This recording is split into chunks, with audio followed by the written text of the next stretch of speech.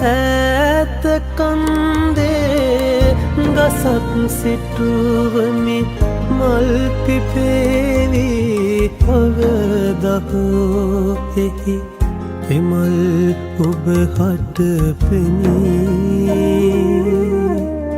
සිතට සතුටක් දැනේවා දැනේවා දැනේවා.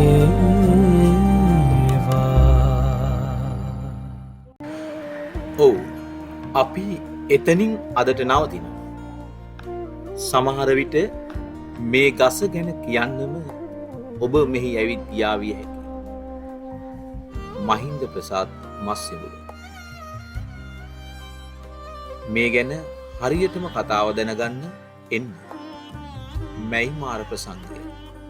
ජූලි මාසේ 9 වෙනිදා අක්මල් නගර ශාලාව.